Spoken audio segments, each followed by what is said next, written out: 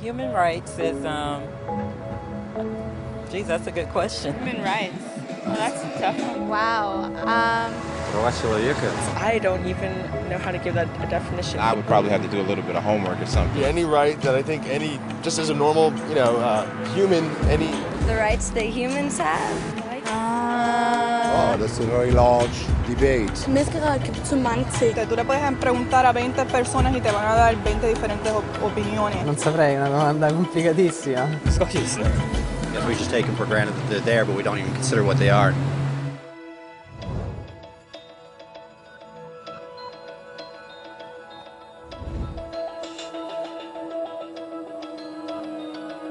Los derechos humanos son los derechos que tienes simplemente por ser humano. Es la forma en que instintivamente esperas que se te trate y el trato que mereces como persona, como el derecho a vivir en libertad, hablar con franqueza y ser tratado con igualdad. Hay muchos tipos de derechos. La mayoría tienen que ver con cierto grupo. Pero los derechos humanos son los únicos que le corresponden absolutamente a todo el mundo en todas partes. Eso significa niños, gente mayor, pobres, jugadores de básquet, basureros, cantantes de rap, maestros, africanos, indios, albanos, cristianos, musulmanes, cabalistas, ateos, tu madre, tu padre, el vecino y tú. Todos tienen los mismos derechos humanos exactos. En otras palabras, son universales. Pero la cuestión sigue en pie. ¿Qué son? Name the human rights? What the human rights are? The right to live. Equality between all peoples. Right to religion, the right to... Is there supposed to be a list somewhere I should be aware of?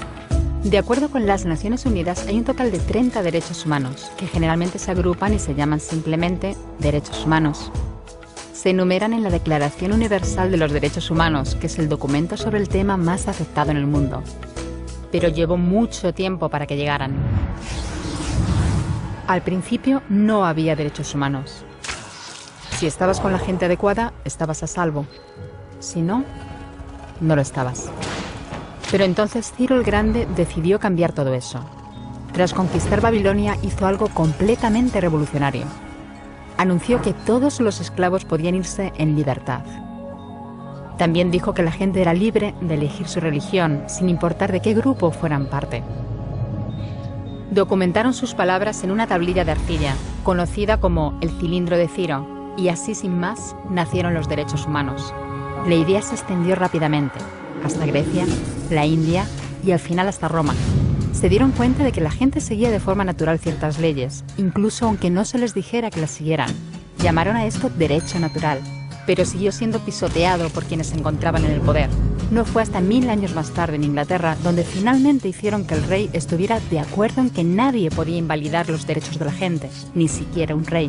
Los derechos de la gente fueron finalmente reconocidos y estaban ahora a salvo de los que estaban en el poder. Hasta cierto punto. Todavía hizo falta que un grupo de rebeldes británicos declarara su independencia antes de que el rey entendiera que todos los hombres han sido creados iguales. Es decir, no es que a él le gustara la idea, sino que no pudo pararles, y así nació América. Los franceses siguieron inmediatamente con su propia revolución por sus propios derechos. Su lista era más larga e insistían en que esos derechos no eran solo inventados, eran naturales. El concepto romano de derecho natural se había convertido en derechos naturales. Por desgracia, no todo el mundo estaba tan entusiasmado.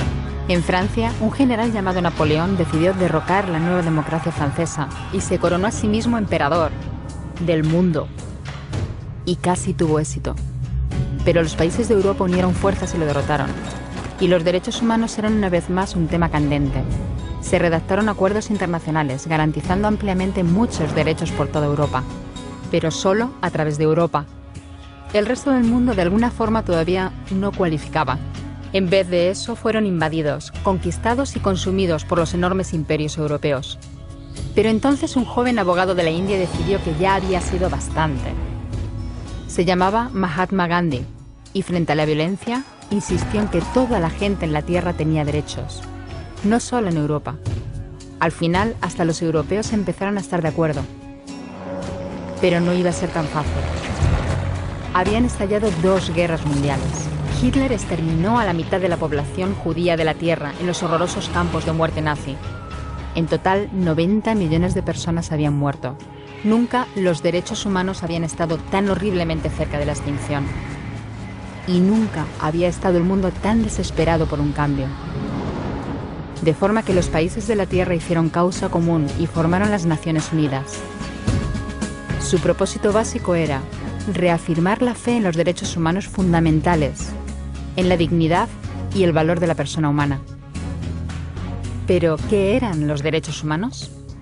¿Eran las proclamaciones de Ciro? ¿El derecho natural de Roma? ¿Las declaraciones de Francia? Todo el mundo parecía tener una idea ligeramente distinta de lo que deberían ser los derechos humanos. Pero bajo la supervisión de Eleanor Roosevelt, finalmente se pusieron de acuerdo en una serie de derechos para absolutamente todo el mundo. La Declaración Universal de Derechos Humanos. El concepto francés de los derechos naturales se había convertido finalmente en los derechos humanos. Así que, en resumen, al principio solo unos cuantos afortunados tenían derecho alguno, hasta que uno de ellos decidió, oye, otra gente también debería tener derechos, lo que fue estupendo, salvo que no todo el mundo estuvo de acuerdo. Y solo que llevó unos cuantos miles de años de lucha, declaraciones y más lucha hasta que finalmente todo el mundo estuvo de acuerdo en que los derechos humanos deberían ser para todos. Y vivieron felices y comieron perdices. Salvo que hay un pequeño problema. Si la gente tiene derecho a la comida y el cobijo, ¿por qué hay 16.000 niños muriendo de hambre cada día? 1 cada 5 segundos. Si la gente tiene libertad de expresión, ¿por qué hay miles de personas en prisión por hablar claro? Si la gente tiene derecho a la educación, ¿por qué hay más de 1.000 millones de adultos incapaces de leer? Si la esclavitud ha sido abolida verdaderamente, ¿por qué hay 27 millones de personas todavía esclavizadas hoy en día? Más del doble de las que había en el siglo XIX.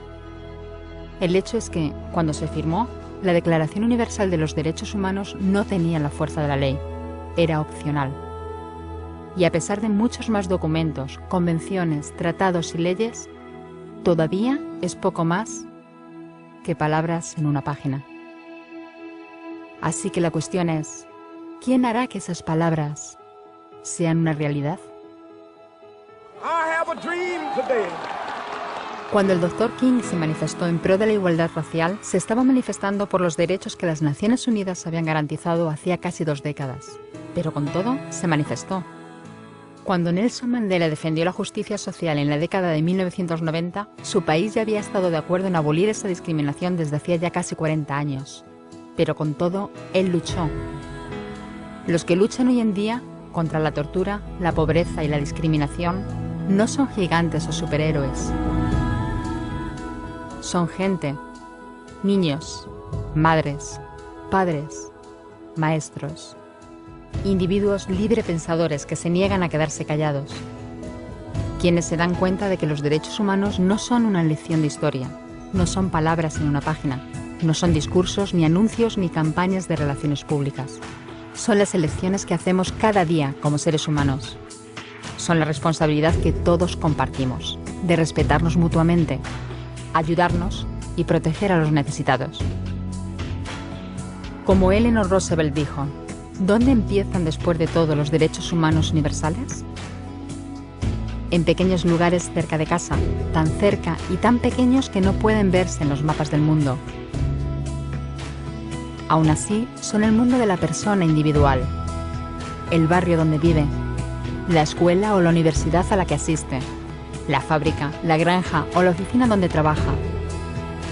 Esos son los lugares donde cada hombre, mujer y niño buscan justicia igualitaria, igualdad de oportunidades, dignidad igualitaria sin discriminación. A menos que esos derechos tengan un significado ahí, tienen muy poco significado en cualquier otra parte.